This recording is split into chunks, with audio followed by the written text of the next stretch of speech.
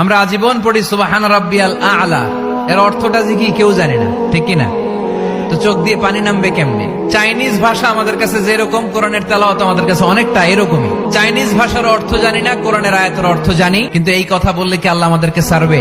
No excuse will be granted that day. সেদিন আল্লাহ কোনো এক্সকিউজ গ্রহণ করবে না। আল্লাহ, আপনি আমারে ধৈর্যশীল বানান, আপনি আমারে শুকরগুজার বান্দা বানান। আল্লাহ, আমার চোখে আপনি আমারে ছোট বানান, গোটা বিশ্বের মানুষের চোখে আপনি আমারে বড় বানান। সবাই পড়ি আমিন। আল্লাহ, ভুল করছি, আল্লাহ মাফ করে দাও, ক্ষমা করো। আমি ক্ষমা চাইতেছি, কিন্তু আমি ক্ষমা করি না আরেকজনকে। তুমি ক্ষমা করো না, তুমি ক্ষমা চাও কোন সাহসে? কোন নারীকে যদি তার চেহারার ডিজাইন তৈরি করার সুযোগ আল্লাহ দিতেন, সে নারী তাকে বিশ্ব সুন্দরী করে তৈরি করবে, ঠিক কিনা?